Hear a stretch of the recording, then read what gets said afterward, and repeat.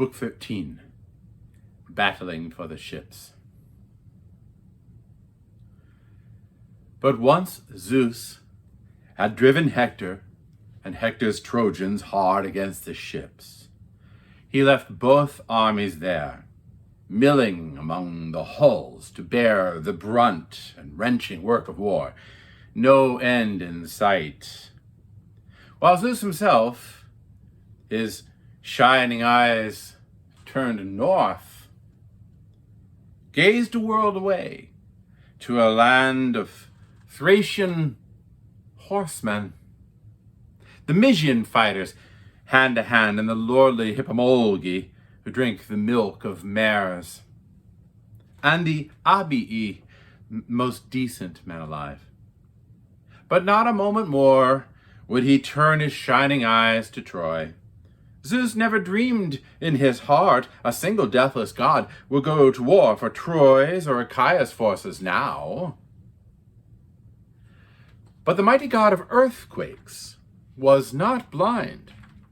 He kept his watch, enthralled by the rush of battle, aloft the summit of timbered Samos, facing Thrace.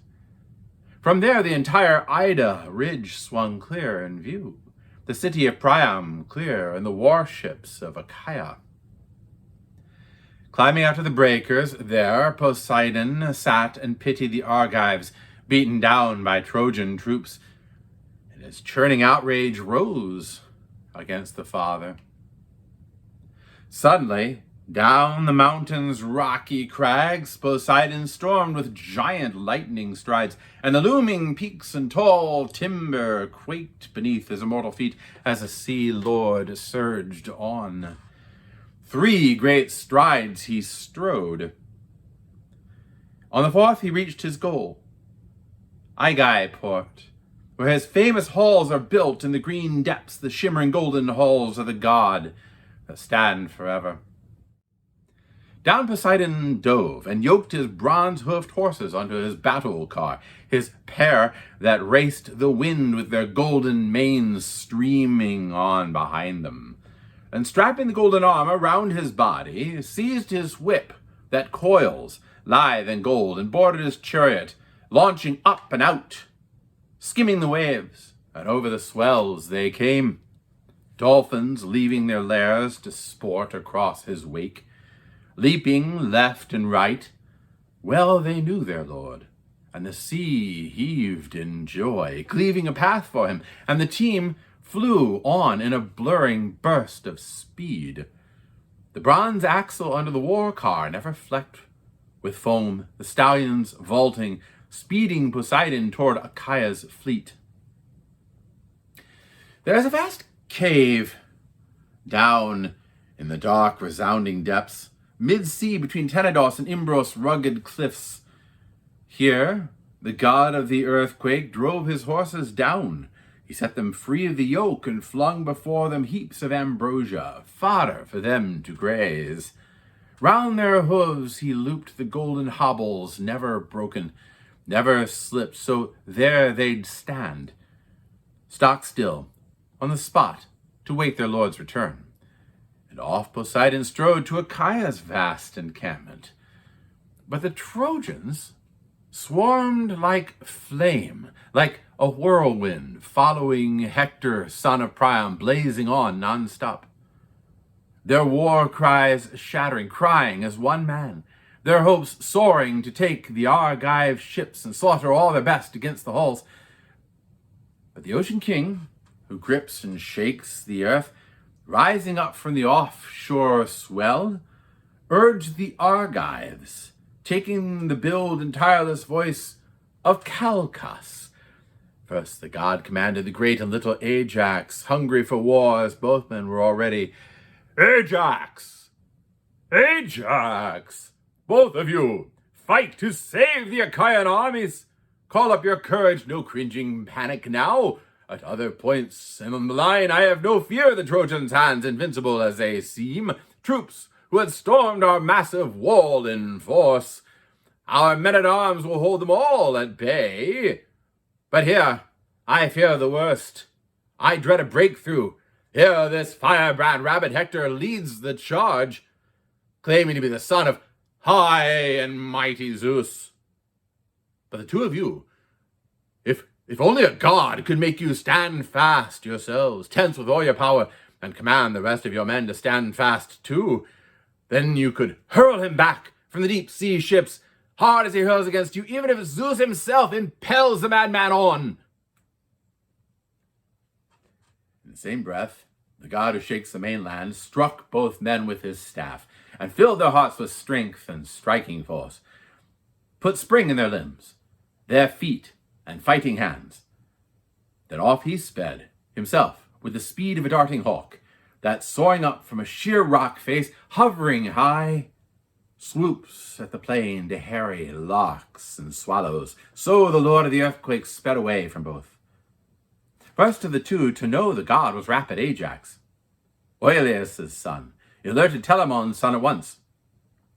Ajax, since one of the gods who hold Olympus, a god in a prophet's shape, spurs us on to fight beside the ships, and I tell you he's not Calchas, seer of the gods, who scams the flight of birds, the tracks in his wake, his stride as he sped away. I know him at once with ease, no mistaking the gods. And now, what's more, the courage inside my chest is racing faster for action, full frontal assault, feet quiver beneath me, hands high for the onset. And Telamonian Ajax joined him, calling out, I can feel it too.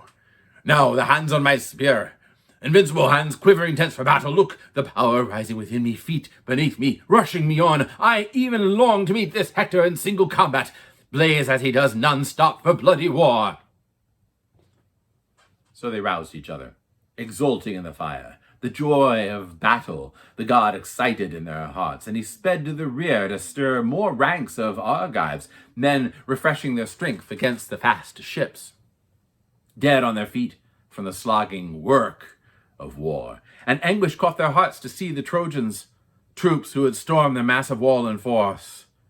They watched that assault, weeping freely now. They never thought they would fight free of death. But a light urging sent by the god of earthquakes rippled through their lines and whipped battalions on, spurring Teucer and Leitus first with bracing orders, then the fighting Peneleos, Thoas, and Diepirus, Meriones and Antilochus, both strong with the war cry. Poseidon pressed them on with winging charges. Shame, you Argives, raw recruits! And I trusted in you, certain that if you fight, you'll save our ships. But if you hang back from the grueling battle now, your day has dawned to be crushed by Trojans. What disgrace! A marvel right before my eyes, a terrible thing, and I never dreamed the war would come to this. The Trojans advancing all the way to our ships, men who up till now had panicked like deer, food in the woods for jackals, leopards, wolves, helpless, racing for dear life, all fight gone. For months on end, the Trojans would have no heart to stand and face the Argives' rage and bloody hands, not for a moment. But now, quite exposed, far from Troy, they battle around our hollow ships. Thanks to our leader's weakness, our armies slacking off, our men fight with him. They'd rather drop and die by our fast-trimmed ships than rise to their defense. And what if it's all true and the man's to blame? Lord of the far-flung kingdoms, hero Agamemnon, because he spurned the famous runner Achilles? How on earth can we hang back from combat now? Heal our feuds at once. Surely they can be healed. The hearts of the brave. How can you hold back your combat fury any longer? Not with honor. You, the finest men in all our ranks, why, not even I would rail against that man, that worthless coward who cringes from the fighting. But you, I round on you with all my heart. Weaklings, you'll make the crisis worse at any moment with this hanging back. Each of you get a grip on yourself. Where's your pride, your soldier's sense of shame? A great battle rises before us. Look, Hector, the king of the war cry, fights beside our ships, assaulting in all his force. Hector's crashed our gates, he's burst the tremendous bar. His voice like a shark wave, the god of the earthquake, spurred the Argive fighters on. Battalions forming around the two Iantes, full strength, crack battalions, the god of war would never scorn, rearing midst their ranks, nor would Pallas Athena, driver of armies. Here were the best picked men detached in squads to stand the Trojan charge and shining Hector.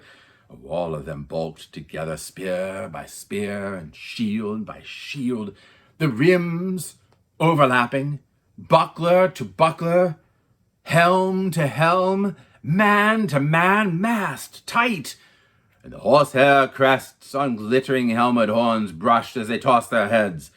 The battalions bulked so dense, shoulder to shoulder close, and the spears they shook in daring hands packed into jagged lines of battle. Single-minded fighters, facing straight ahead, Achaeans primed for combat. Trojans pounded down on them. Tight formations led by Hector, careering breakneck on like a deadly rolling boulder torn from a rock face. A river swollen with snow has wrenched it from its socket, immense floods breaking the bank's grip, and the reckless boulder bounding high, flying with timber rumbling under it. Nothing can stop it now.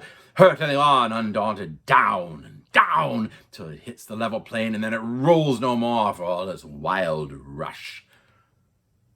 So Hector threatened at first a rampage through the Argives' ships and shelters, then reached the sea with a single sudden charge, killing all the way.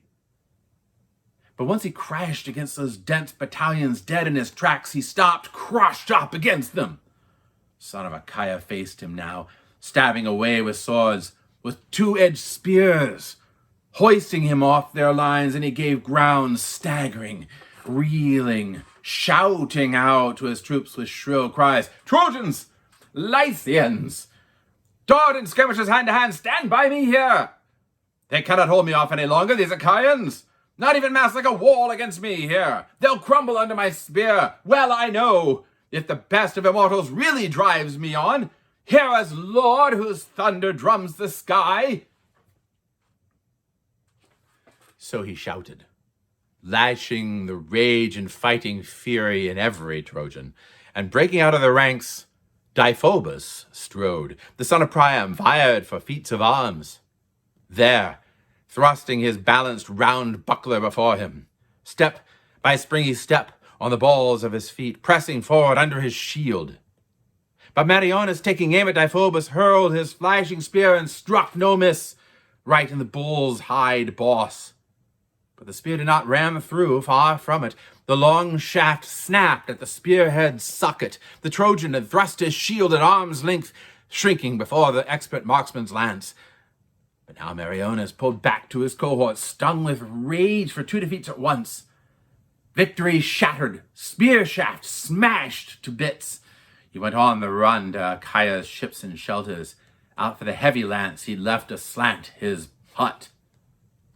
The rest fought on, with deafening war cries rising. Teucer was first to kill his man, a son of Mentor, breeder of stallions, the rugged spearman Imbrius. He had lived in Padion before the Argives came, and wed a bastard daughter of Priam, Metesicaste. But once the rolling ships of Achaia swept ashore, home he came to Troy, where he shone among the Trojans, living close to Priam, who prized him like his sons. Under his ear, the son of Telamon stabbed with a heavy lance, wrenched the weapon out, and down he went, like a tall ash on a landmark mountain ridge that glistens far and wide, chopped down by an axe, its leaves running with sap, strewn across the earth, so Imbrius fell, the fine bronze armor clashing against him hard. Teucer charged forward, mad to strip that gear. But as Teucer charged, Hector flung his lance, a glint of bronze, but the Argives saw it coming, dodged to the side, and it missed him by an inch, and hit Amphimachus, Catiatus' son, and Actor's heir. The shaft slashed his chest as he ran toward the front, and down he went, thundering armor clanging around him. And Hector rushed to tear the helmet off his head. Snug on Amphimachus' brows, the gallant soldier. Hector rushing in, and Ajax lunging with a spear, yet the burnished weapon could not pierce his skin. Hector's whole body was cased in tremendous bronze, but Ajax did stab home at the shield's jutting bulge, beating Hector back with enormous, driving force. And he gave ground, back and away, from both corpses, as Argives hauled them from the fighting by the heels. The captains of Athens, Stichius, staunch Menestheus, bore Amphimachus back to Achaea's waiting lines. But the two Iantes, blazing in battle fury, saw to Imbrius now as two lions seizing a goat from under the guard of circling rip-toothed hounds, lugging the carcass on through dense matted brush, hoisted up from the earth in their big grinding jaws. So the ramping, crested Iantes hoisted Imbrius high, stripping his gear in mid-air, and the little Ajax, raging over Amphimachus' death, lopped the head from the corpse, limp neck, and with one good heave sent it spinning into the milling fighters like a ball right at the feet of Hector, tumbling in the dust. And then the heart of Poseidon quaked with anger. His own grandson brought down in the bloody charge. He surged along the Achaean ships and shelters, spurring Argives, piling griefs on Trojans. The famous spearman Idomeneus crossed his path. He'd come from a friend who just emerged from battle, gashed in back of the kneecap, gouged by wetted bronze. That soldier the comrades carried off, but Idomeneus, giving the healers orders, made for his own tent, though he still yearned for action face to face. And the god of earthquakes only fueled his fire, taking the voice of Thoas, son of Andraemon, king over all Pluton, craggy Calydon too, and Aetolian men. He ruled, revered him like a god. Idomeneus, captain of Cretans under arms, where have the threats all gone that sons of Achaia levelled at these Trojans? The Cretan captain Idomeneus answered, Thoas, no man's to blame now so far as I can tell. Every one of us knows the ropes in war. No one here is in the grip of bloodless fear, collapsing in cowardice, ducking the grim assault. No, this is the pleasure of overweening Zeus, it seems. To kill the Achaeans here, our memory blotted out, a world away from Argos. But you, Thoas, you who were always rock steady in battle, embrace the ones you saw go slack and flinch. Don't quit now, Thoas. Urge each man you find. The god of earthquakes answered back, Idomeneus, may that man, that coward, never get home from Troy. Let him linger here, ripping sport for the dogs. Whoever shirks the fight while this day lasts. Quick, take up your gear and off we go. Shoulder to shoulder, swing to the work we must, just two as we are. If we hope to make some headway, the worst cowards banded together have their power, but you and I have got the skill to fight their best. With that he strode away, a god in the wars of men. As soon as Idomeneus reached his well-built shelter, he strapped his burnished armor round his body. He grasped two spears, and out he ran like a lightning bolt the father grips and flings from brilliant Olympus, a dazzling sign to men, a blinding forked flash. So the bronze flared on his chest, as out he rushed, but his rough and ready aid in arms, Meriones, intercepted him just outside the tent. He was on his way for a new bronze spear to use, and staunch Idomeneus shouted out, Meriones, racing son of Molus, brother in arms, old friend, why back from the lions? Why leave the fight behind? Taken a wound? Some spearhead sapped your strength? Or come with a word for me? Does someone need me? I have no mind to sit it out in the shelters. What I love is battle. Never flustered, the cool-headed Meriones took his point. Idomeneus, captain of Cretans under arms, I've come for a spear to fight with. If you still have one left inside your tents, I've just splintered the lance I used to carry, smashed it against his shield, swaggering Deiphobus. But the Cretan Captain Idomeneus countered, "Spears? If it's spears you want, you'll find not one but 20 all propped on my shelter's shining inner wall. Trojan weapons, stripped from the men I kill.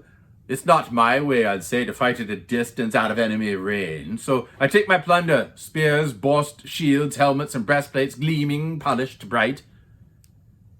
"And so do I, by God." The cool Meriones blazed up in his own defense. "They crowd my ship in shelter, hordes of Trojan plunder, but out of reach just now. Though I never forgot my courage, I can tell you, not I, that at the front where we win glory, there I take my stand, whenever pitched battle rears its head. Another Achaean, armed in bronze, may well be blind to the way I fight. Not you. You are the one who knows me best, I'd say."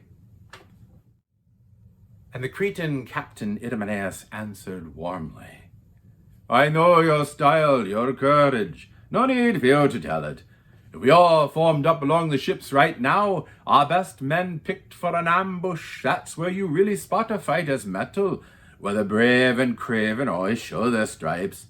The skin of the coward changes color all the time. He can't get a grip on himself. He can't sit still. He squats and rocks and shifting his weight from foot to foot, his heart racing, pounding inside the fellow's ribs, his teeth chattering. He dreads some grisly death. But the skin of the brave soldier never blanches. He's all control, tense, but no great fear. The moment he joins his comrades packed in ambush, he prays to wade in carnage and cut and thrust at once. Who could deny your nerve there, your fighting hands? Why, even if you were badly wounded in battle, winged by a shaft, or gored by a blade close up, the weapon would never hit you behind, in neck or back. It would pierce your chest or your guts as you press forward, lusting for all the champion's lovely give and take. On with it! No more standing round like bragging boys. Someone will dress us down and roughly too. Off you go to my shelter. Choose a sturdy spear." Meriones, a match for the rapid god of battles, ran for the tent, seized a fine bronze lance, and hot for action rushed to catch his captain. And he went on to war, as grim as murderous Ares, as good son panic stalking beside him, tough, fearless, striking terror in even the combat-hardened veteran, yes. Both of them marching out of Thrace, geared to fight the Ephiri or Phlegians, great with heart. But they turned deaf ears to the prayers of both sides at once, handing glory to either side they choose. So on they marched. Meriones and Idomeneus, commanders of the armies, strode to battle, helmed in gleaming bronze.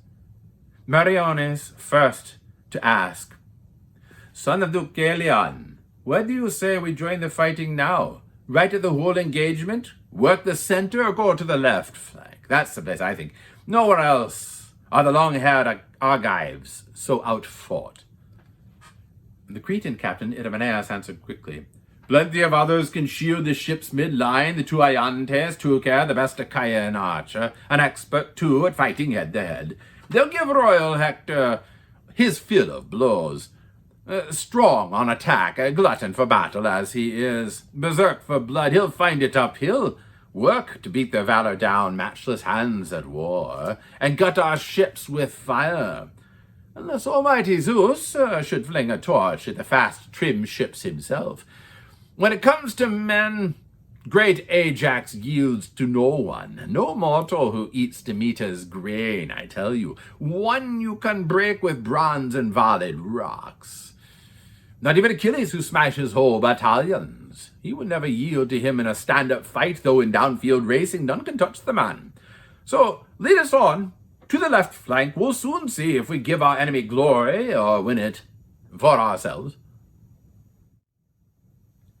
And quick as the god of war, Meriones led the way till they reached the front, as Captain pointed out. When the Trojans saw Idomeneus fierce as fire, him and his aid-in-arms in handsome blazoned gear, they all cried out and charged them through the press, and a sudden pitched battle broke at the ship's sterns. As gale winds swirl and shatter Under the shrilling gusts on days when drifts of dust lie piled thick on the roads and winds whip up the dirt in a dense whirling cloud, so the battle broke. Storming chaos, troops inflamed, slashing each other with bronze and carnage, mounting manslaughtering combat, bristling with rangy spears. The honed lances brandished in hand and ripping flesh, and the eyes dazzled now, blind with the glare of bronze, glittering helmets flashing, breastplates freshly burnished, shields fiery in sunlight, fighters plowing on in a mass. Only a veteran steeled at heart could watch that struggle and still thrill with joy and never feel the terror. The two powerful sons of Kronos, Zeus and Poseidon, their deathless spirits warring against each other, were building mortal pains for seasoned heroes. Zeus willing a Trojan victory, Hector's victory, lifting the famous runner Achilles' glory higher, but he had no lust to destroy the whole Argive force before the walls of Troy. All the father wanted was glory for Thetis, and Thetis' strong-willed son. But Poseidon, surging in secret out of the gray surf, went driving into the Argive ranks and lashed them on, agonized for the fighters beaten down by Trojans. And his churning outrage rose against great Zeus. Both were gods of the same line, a single father, but Zeus was the elder born, and Zeus knew more. And so Poseidon shrank from defending allies out in the open, all in secret. Always armed like a man, the god kept urging armies on. Both gods knotted the rope of strife and leveling war, strangling both sides at once by stretching the mighty cable, never broken, never slipped, that snapped the knees of thousands. And there, grizzled as he was, he spurred his men. Idomeneus, ramping amidst the Trojans, striking panic. He finished Othryoneus, a man who had lived in Cabesus, one who had just come at the rousing word of war and asked for Priam's loveliest daughter, Cassandra, with no bride price offered. But Othryoneus promised a mighty work of battle. He would rout the unwilling Argives out of Troy. And old King Priam bent his head in assent, promised the man his daughter, so on he fought, trusting his life to oaths taken, promises struck, till Idomeneus took his life with a glinting spear, struck him, coming on with his high, swaggering strides. His breastplate could not save him, the bronze he always wore, and the shaft pierced his bowels. He fell with a crash, as Idomeneus boasted, shouting over him, "Bravo!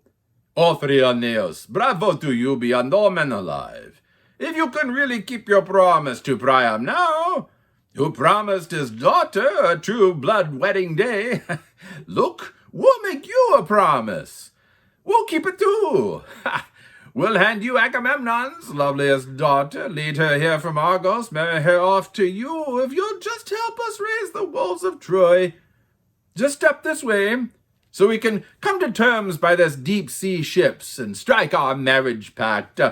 You'll find our price for brides not quite so killing." The hero seized his foot, dragging him through the rout. But Zeus leapt down to defend his comrade, just ahead of his chariot horses, still held close by a driver, the team snorting, panting over his shoulders. Zeus strained in fury to spear Idomeneus, but the Cretan took him first. A spearhead punched his gullet under the chin, and the bronze point went ripping through his nape, and down the Trojan fell, as an oak or white poplar falls, or towering pine that shipwrights up on a mountain, hew down with whetted axes for sturdy ship timber. So he stretched in front, of his team and chariots sprawled and roaring, clawing the bloody dust. His driver out of his mind, what mind he had, lost all nerve, to wheel his horses round and give the slip to his enemy's deadly hands, and staunch Antilochus speared him through the midriff. His breastplate could not save him. The bronze he always wore, and the lance impaled his guts. He gasped, convulsed, and out of his well-made car the Trojan pitched. And as for his team, proud Nestor's son Antilochus drove them out of the Trojans into Argive lines. But raging in tears for Asius came Deiphobus, charging against Idomeneus, heaving a flashing spear. But Idomeneus saw it coming, dodged the bronze point by crouching under his buckler's full round cover. He always carried it, layered with hide and ringed with gleaming bronze, fitted with double cross stays. Under it low he hunched, and the brazen spear flew past with a grating screech as the shaft grazed the shield. But Deiphobus' strong, swift hurl was not for nothing. No, it caught Hypsenor, Hippasus' son, the captain, struck him under the midriff, slit his liver. At that instant the man's knee went limp. Deiphobus shouted, vaunting in wild glory, "Asius dies, but not without revenge. Down to the god of death he goes, I tell you, down to the mighty gates, but thrilled at heart. Look at the escort I have sent him for the journey." The more he gloried, the more grief swept the Argives. Brave Antilochus most, his battle passion rising, stunned with pain, but he would not fail Hypsenor. He ran to straddle and hide him with his shield, as a brace of comrades shouldered up the fighter. Echius' son, Megisteus, helping good Alastor, bore him back to the hollow warships, groaning hard.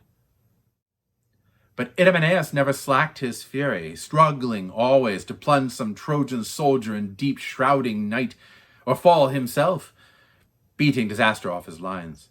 Here was a royal kill, the son of Aeacyatus, the hero Alcathous, son-in-law to Anchises, wed to his eldest daughter Hippodamia. Her father and noble mother loved her dearly, the pride of their halls, excelling all her age and beauty, works of the loom and good, clear sense. So the bravest man in the broad realm of Troy took her hand in marriage. True, the very man Poseidon crushed at the hands of Idomeneus here, spellbinding his shining eyes, crippling his fine legs. He couldn't escape. No retreat, no dodging the stroke like a pillar or a tree crowned with leaves, rearing, standing there, stock still, as the hero Idomeneus stabbed him square in the chest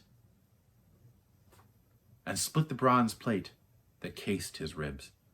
Gear that had always kept destruction off his flesh, but it cracked and rang out now, ripped by the spear, and down Alcathous crashed. And the point stuck in his heart, and the heart in its last throes jerked and shook the lance, the butt end quivering into the air, till suddenly rugged Ares snuffed its fury out, dead still. And Idomeneus shouted, vaunting in wild glory, "Now, Deiphobus, now shall we call it quits at last, the 3 men killed for the one you bragged about so much. Come here, you idiot. Stand up to me yourself so we can see what cut of a man I am. Look, a son of Zeus, come here to face you down. He first bore Minos, watch and ward of Crete. Then Minos bore an illustrious son, Deucalion, yes? And Deucalion fathered me, to command a race of men through the length and breadth of Crete. And now our ships have borne me here, to your shores, to be your curse. A curse to your father, a curse to the men of Troy." So he taunted. Deiphobus' mind was torn. Should he pull back and call a friend to his aid, some hardy Trojan, or take the Argive on alone? As he thought it out, the first way seemed the best. He went for Aeneas, found him out on the flank and fringe of battle, standing idle, forever angered at Priam, who always scrimped his honors, brave as Aeneas was among the Trojan fighters. Deiphobus reached him soon with winging words. Aeneas, captain, counselor, now, we need you now. Shield your sister's husband. If grief can touch your heart, follow me, fight for Alcathous, your brother-in-law, who reared you at home when you were just a boy. The famous spearman Idomeneus cut him down. Fighting words that began to stir the rage inside Aeneas' chest, and out for blood he charged Idomeneus now. But nothing to make him panic. No green boy. He stood his ground like a wild mountain boar, trusting his strength, standing up to a rout of men that scream and swoop against him off in a lonely copse, the ridge of his back bristling, his eyes flashing fire. He grinds his teeth, champing to beat back dogs and men. So Idomeneus, famous spearman, stood his ground. He never gave an inch with Aeneas charging in, quick to the rescue. Idomeneus called his comrades, glancing fast at Ascalaphus, Aphareus, Deiperos, Meriones, and Antilochus, both strong with the war cry. He called them closer, his winging orders flying. Over here, my friends, I'm all alone, defend me. I fear Aeneas terribly. Coming on, top speed, bearing down on me now, and filled with power, enormous power to take men down in battle. He's just in the first flush of youth. What's more, the greatest power of all. If we were the same age, I tell you, just as the same fury fills us both, at a single stroke he'd bear off glory now, or I'd bear it off myself. So the Cretan yelled, and all his comrades came in a pack with one will, massing round him, bracing shields to shoulders. But across the lines, Aeneas called his comrades, glancing fast at Deiphobus, Paris, brave Agenor, all the Trojan captains who backed Aeneas here. Then fighters followed close behind like flocks that follow the lead ram, leaving the pasture land to drink its springs. Then the shepherd's heart exults. So now the heart of Aeneas leapt inside his chest when he saw the flocks of fighters crowding in his wake. Round Alcathous' corpse they lunged, and hand to hand with their long spears, and the bronze around their chests clashed out. A terrific din as they struck each other fiercely, the lines jamming and two fighters rearing above the rest, Idomeneus and Aeneas, both a match for Ares, charged with their ruthless bronze to hack each other's flesh. Aeneas was first. He aimed and he hurled at Idomeneus, but the Cretan saw it coming, and he dodged the brazen tip, and Aeneas' lance plunged in the earth, quivering, his arm's power poured in a wasted shot. And Idomeneus, he hurled, and he speared Inomaus through the belly, smashing his corslet just where the plates join, and the bronze spear had spilled his entrails out, and down the Trojan crashed, grasping, clawing the dust. Idomeneus wrenched his dark shaft from the corpse. But as for the dead man's burnishing gear, no use. The chief was helpless to rip it off his shoulders. Enemy weapons jolted him back with so much force. His legs buckled, the old driving power lost, no dash left to dive for a spear or dodge one. So there he stood, taking it all, beating away the ruthless day of death. No more running now, no quick leaps to sweep him clear of the fighting, just backing step by step. And Deiphobus, taking aim with his big glinting spear, forever hating the man, and he hurled and missed again. But Deiphobus hit Ascalaphus with that shaft, Ascalaphus, son of the butcher god of battles. The heavy spear shaft ran him through the shoulder, and down he thundered, scraping and clutching the dust. But the giant bellowing Ares had heard nothing yet of how his son went down in the mounting carnage. On a crest of Olympus under golden clouds he sat, the god of war held fast by the will of Zeus, aloof, where the other deathless gods were kept back from battle.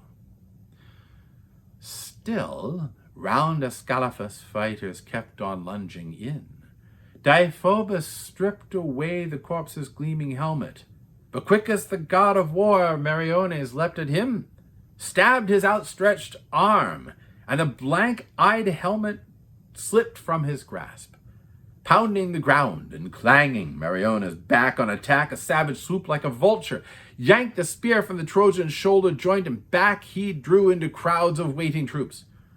But Polites swept up close to Deiphobus' side, caught his brother round the waist with both arms, and dragged him clear of the heartbreaking skirmish, far downfield, till they reached his team of racers, standing behind the rear lines and rush of battle, their driver and handsome chariot held in tow. Then back to Troy they bore Deiphobus, groaning hard, in agony, blood from his fresh wound pouring down his arm. And still the rest fought on, relentless war cries rising. Aeneas, charging Apharius, son of Caletor, slit open his throat, just turning round toward Aeneas' ripping blade, his head slumped to the side, shield crushing in on him, helmet too, and courage-shattering death engulfed his corpse. Next Antilochus, watching Thoon veer for a quick escape, sprang and stabbed him, slashing away the whole vein that runs the length of the back to reach the neck. He severed it, sheared it clear, and the man went sprawling flat back on the dust and stretching out both hands to his friends in arms. Antilochus closed to tear the gear from his shoulders, glancing left and right as Trojans massed against him, plunging from every side to batter down his shield, but they could not pierce that broad, glistening hide, no scoring his tender young flesh with ruthless bronze. Not Antilochus, guarded now by the god of earthquakes, shielding, ringing the son of Nestor round, even in this storm of spears. Antilochus never clear of enemies, always wheeling, bracing to face them, his own spear never resting, always brandished, quivering, tense, his courage primed to cut men down with a hurl or charge them face to face. His spear aimed in the melee. But Adamas, Isaeus' son, missed nothing. He saw it all. Rushed him, rammed Antilochus' buckler dead center with sharp bronze, but the blue-haired god Poseidon crushed the spear, denied him the Argive's life. Half his lance hung there in Antilochus' shield like a charred stake, half dropped to the ground. And back he shrank to his cohorts, dodging death, but hounding him as he went. Meriones speared him between the genitals and the navel, a hideous wound, the worst the god of battles deals to wretched men. There the spear stuck. Hugging the shaft, he writhed, gasping, shuddering, like some wild bull in the hills that herdsmen shackled, trapping the beast with twisted ropes, and he fights them all the way as the men drag him off. So he gasped with his wound. A little, but not for long, till the hero Meriones moved him where he sprawled, wrenched the spear from his corpse, and the dark came shrouding down across his eyes. Helenus charged Deiphobus, cleft the side of his head with a massive Thracian sword, smashed his helmet, knocked it off. It fell to earth, and an Argive snatched it up as it rolled at soldiers' feet, and the night came blinding down Deiphobus' eyes. And anguish seized Menelaus, lord of the war cry. He went on the run at the fighting prophet Helenus, all menace, madly shaking his whetted javelin, just as Helenus seized his bow by the hand grip. Both let fly at each other, one launching out with a sharp lance, one a shaft from the string. And Helenus' arrow hit Atrides right on the chest, on the breastplate's curve, but the arrow sprang away. High as the black-skinned beans and chickpeas bounce and leap from a big-bladed shovel flying across the threshing floor, sped by a whistling wind and a windward's sweeping stroke. So the arrow flew from fighting Atrides' breastplate, the keen shaft glancing skittering off downfield. But the lord of the war cry aimed for Helenus' hand, gripping his polished bow, and clean through his fist the bronze spearhead drove and cracked the tensed weapon. Back he fell to his massed companions, dodging death. His hand, dangling, dragging the long ashen shaft. And gallant Agenor drew the spear from his hand and bound it up in a band of tightly twisted wool, a sling his aid retained for the good commander. And now Pisander rushed Menelaus, famed in arms, but a grim fate was rushing him to the stroke of death, to be crushed in this hell of war by you, Menelaus. Just as the two men closed, heading into each other, Atrides missed, his spear shaft hooking off to the side. Pisander stabbed his shield, but the bronze could not bore through. The huge hide blocked it, and the shaft snapped at the socket. Still the Trojan exulted, wild with hopes of triumph, as Menelaus, drawing his sword with silver studs, leapt at Pisander, who clutched beneath his shield his good bronze axe with its cleaving blade set on a long, smooth olive haft. A clash! Both fighters at one great stroke chopped at each other. Pisander hacked the horn of the horsehair-crested helmet right off its ridge, lunging as Menelaus hacked Pisander between the eyes. The ridge of the nose and bone cracked. Blood sprayed, and both eyes dropped at his feet to mix in the dust. He hurled and crashed. Digging a heel in his chest, Menelaus stripped his gear and vaunted out in glory. So home you'll run from our racing ships, by God, all as corpses. See, you death-defying Trojans, never sated with shattering war cries are you. Nor do you lack the other brands of outrage, all that shame you heaped on me, you rabid dogs. No fear in your hearts for the quaking rage of Zeus, the thundering god of host and welcome stranger. One day he'll raise your lofty city for you. You Trojans who stole away my wedded wife and hordes of riches too, for no reason, none. My queen of the realm who hosted you with kindness. And now you rampage on among our deep-sea ships, wild to torture our halls and kill our heroes. Well, you'll be stopped somewhere, mad as you are, for combat. Zeus, Father Zeus, they say you excel all others, all men and gods, in wisdom clear and calm, but all this brutal carnage comes from you. Look how you favor them. These reckless Trojans, their fury always in uproar. No one can ever slake their thirst for blood, for the great leveler, war. One can achieve his fill of all good things, even of sleep, even of making love, rapturous song, and the beat and sway of dancing. A man will yearn for his fill of all these joys before his fill of war, but not these Trojans.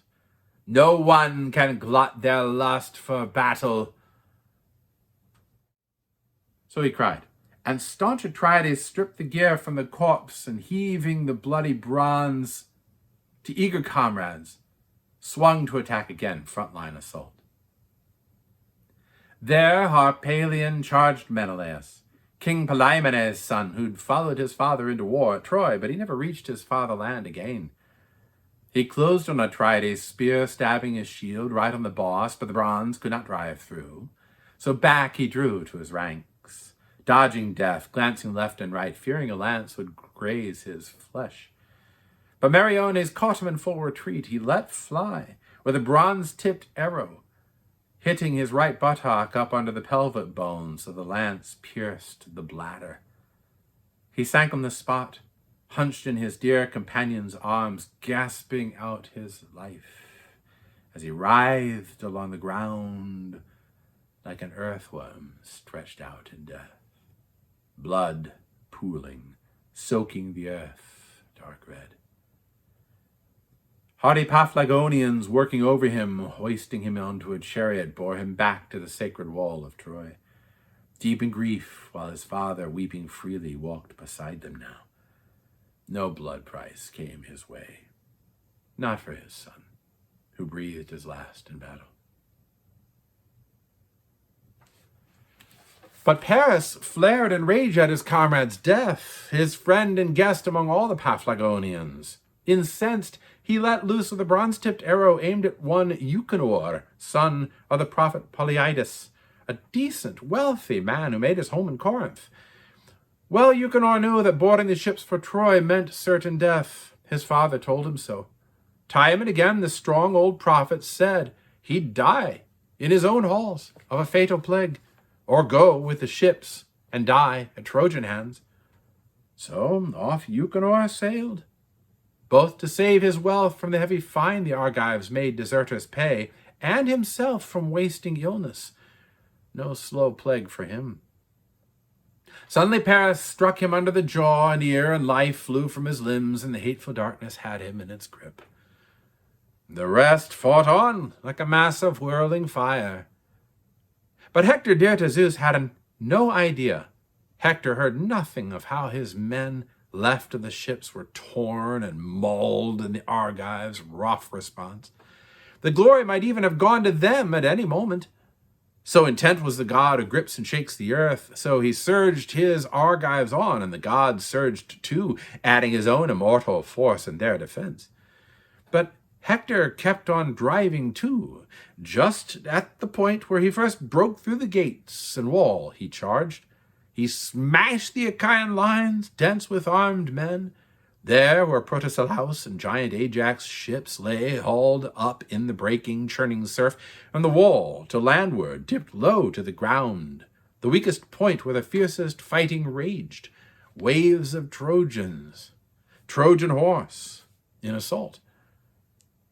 Balked against them, Boeotian troops, Ionian troops with their long war shirts, Locrians, Phthians, and men of Epea, famed in battle, fought to stop this Hector hurtling at the ships. Nothing they did could thrust him off their lines. Prince Hector roaring on like a torch. Not even the picked Athenians led by Menestheus, Peteus' son, and backing him came Pheidas, Sticius, brave Bios, then the Epean units led by Meges, Phyleus' son, Amphion, Dracius, and leading the Phthian ranks came Medon, flanking Podarchus, tough in skirmish, Medon, the bastard son of royal King Oileus, little Ajax' brother, but Medon lived in Phylake, banished from native land. He'd killed a kinsman dear to Oileus' wife, his stepmother, Eriopis, but Iphiclus, son of Phylacus, bore Podarchus. Brothers in arms, he and Medon led the Phthians, out in the forefront of those gallant soldiers fighting beside Boeotians now to save the ships. But Oileus' son, the racing Ajax, not for a moment, not at all would he leave his giant brother Ajax.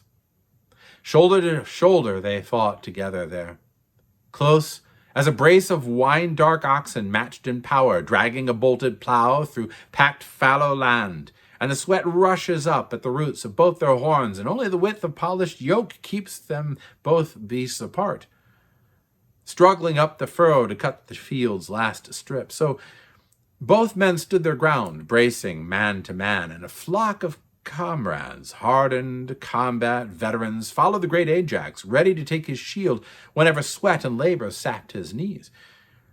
But no Locrians followed the hearty little Ajax. They had no love for stand-and-fight encounters, had no crested bronze helmets to guard their heads, no balanced shields in their grasp, no ashen spears, only their bows and slings of springy twisted wool. Trusting these, they followed their chief to Troy. Shooting with these, pelting salvo on pelting salvo, they tore the Trojan battle lines to pieces. So the men in heavy armor fought at the front. They grappled Trojans and Hector helmed in bronze, while Locrians slung from the rear, safe, out of range, till the Trojan troops forgot their lust for blood as showering arrows raked their ranks with panic. Deadly going. Then and there, the Trojans might have been rolled back, far away from the ships and tents to wind-torn Troy, if Polydamas had not rushed to headstrong Hector. "Impossible, man! Won't you listen to reason? Just because some god exalts you in battle, you think you can beat the rest at tactics too? How can you hope to garner all the gifts at once? One man is a splendid fighter, a god has made him so. One's a dancer, another skilled at lyre and song, and deep in the next man's chest, far-seeing Zeus plants the gift of judgment, good, clear sense. And many reap the benefits of that treasure. Troops of men he saves as he himself knows best. So now I will tell you what seems best to me. Look, the battle burns like a swirling crown around your head, but our valiant Trojans, once they scale the wall, some fall back from the front, idling in armor. Others soldier on, squads against mass formation, scattering helter-skelter round the hills. Draw back now, call the best of our captains here, this safe ground. Then we can all fall in and plan our tactics well, whether we fling ourselves against the ships, if Zeus would care to hand us victory now, or beat retreat from the beach and cut our losses. I fear they'll pay us back for yesterday's triumph.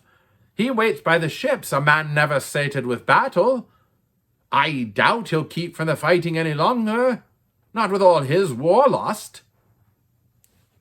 So he urged. His plan won Hector over, less danger, more success.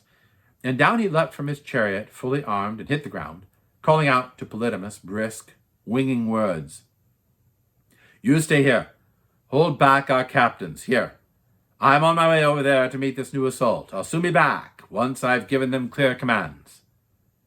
And out like a flashing snow-capped peak he moved, shouting, sweeping on through his ranks and Trojan allies. Squads of others swarmed and rallied around Polydamas, Panthus' friendly son. They'd heard Hector's orders, but Hector ranged the front to find his leaders. Hunting Deiphobus and the rugged warlord Helenus, Adamas, Isaeus' son, and Isaeus' son Hittacus. Where could he find them now? Find them he did, no longer free of wounds, unhurt. Not at all. Adamas, Asius, both sprawled at Achaea's sterns, dead at the Argives' hands. The others at home, behind the walls, were gouged by shaft or sword. But he quickly found one more on the left flank of the heart-wrenching carnage. Royal Paris, fair-haired Helen's consort, was rousing comrades, driving them back to battle. Once he gained his side, Hector raked his brother with insults and stinging taunts. Paris! Appalling Paris! Our prince of beauty mad for women, you lure them all to ruin. Where's Deiphobus, Helenus' rugged warlord? Adamas, Asius' son, and Asius, son of Hittacus. Where's Ophronius? Tell me, now old towering Troy is ruined, top to bottom. Now one thing's certain, your own headlong death. And Paris, magnificent as a god, replied, Hector, bent on faulting a man without a fault. At other times I might have shrunk from the fighting, true, but not today. Mother bore me, even me, not be coward through and through. Think, since you fired our comrade's fury against the ships, from that hour we've held our ground, right here, taking the Argives on, and none stop, no rest. Our comrades are dead, Hector, those you inquire about with such concern. Only Deiphobus and the rugged warlord Helenus have made it back alive, wounded with sturdy spears, both in the hand too. But Zeus beat off their deaths. Now lead the way, wherever your fighting spirit bids you. All of us right behind you, hearts intent on battle. Nor do I think you'll find us short on courage, long as our strength will last. Past his strength no man can go, though he's set on mortal combat. That brought his brother's warrior spirit round. On they went where the thickest fighting broke, churning round Cebriones, dauntless Polydamas, Phaucus, Orpheus, and veteran Polyphaetus, Palmus, Hippotion's two sons, Ascanius, Maurus, fresh reserves just come from Ascania's fertile soil, just last morning. But now great Zeus incited all-out war. down the Trojans came like a squall of brawling gale winds blasting down with the Father's thunder, loosed on earth, and a superhuman uproar bursts as they pound the heavy seas. The giant breakers seething, battle lines of them roaring, shoulders rearing, exploding foam, waves in the vanguard, waves rolling in from the rear.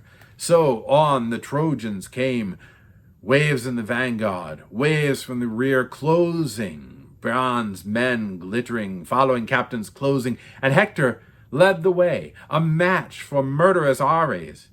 Priam's son holding his balanced shield before him, tough with ox hides, studded thick with bronze, and round his temples the flashing helmet stuck.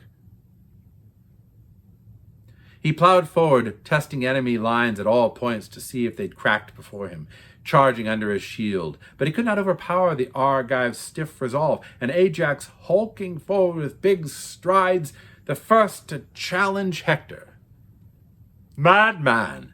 Here, come closer, trying to frighten Argives. Why waste your breath? No, it's not that we lack the skill in battle. It's just the brutal lash of Zeus that beats us down. Your hopes soar, I suppose, to gut and crush our ships. Well, we have strong arms to defend those ships, and long before that your city, packed with people, will fall beneath our hands, plundered to rubble. And you, I say, the day draws near when off you run and pray to Father Zeus and the other deathless gods to make your full-manned horses swifter than hawks, whipping dust from the plain to sweep you back to Troy." Clear on the right, a bright bird swinged past to seal those words, a soaring eagle swooping. Spirits high with the sign, the Argive armies cheered, and bent on glory, Hector answered the giant Ajax taunt for taunt. "Enough of your blustering threats, you clumsy ox! What loose talk? What rant? I wish I were as surely the son of storming Zeus for all my days, and noble Hera gave me birth, and I were prized as they prize Athena and Apollo. As surely as this day will bring your Argives death down to the last man, and you'll die with the rest. If you have the daring to stand against my heavy spear, its point will rip your soft, warm skin to threads. Then you'll glut the dogs and birds of Troy with your fat and flesh, cut down by the beaked ships." And loosing a savage yell, Hector led the way, and his captains followed close with unearthly cries, and Trojan ranks behind them crying shrill. But facing them the Achaean ranks cried back, not forgetting their courage, braced hard for assault, as the Trojans' bravest charged, and roars from both armies struck the high clear skies, the lightning world of Zeus.